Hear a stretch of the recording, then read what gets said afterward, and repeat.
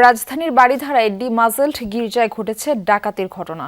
খবর পেয়ে ঘটনা তদন্তে নেমে ৩ পেশাদার ডাকাতকে গ্রেফতার করেছে পুলিশ। উদ্ধার হয়েছে লুট হওয়া ২.৫ লাখ টাকা ও মূল্যবান মালামাল।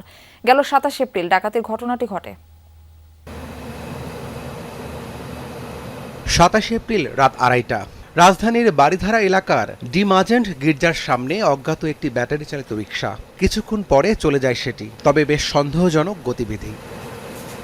কিছুক্ষণ পর আরও ২ জন দেয়াল টপকে ঢুকে যায় গির্জায়। ভেতরে গির্জার ফাদারকে বেঁধে লুটপাট শুরু করে তারা।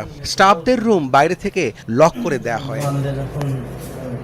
এরপর মালামালের ভারী ২টি বস্তা সহ বেরিয়ে আসেন ২ জন। দেয়াল টপকে বেশ কৌশলী ভঙ্গিতে ওই রিকশায় করে পালিয়ে যায় তারা। এ ঘটনায় ভাটারা থানায় মামলা দায়ের করা হয়। ঘটনার ৩ দিনের মধ্যেই সফল হয় পুলিশ।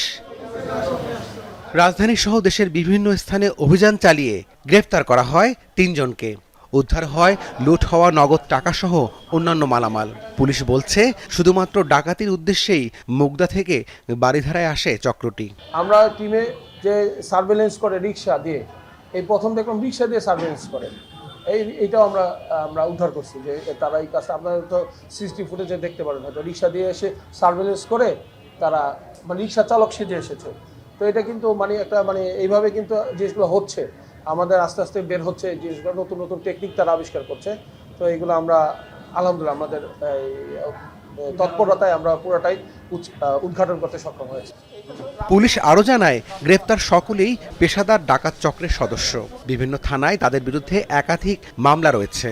একজন বাইরে ছিল আর 2 জন ভিতরে ঢুকে ফাদারকে বেঁধে এবং বন্ধ করে দিয়ে তারা এই কাজটা করেছে।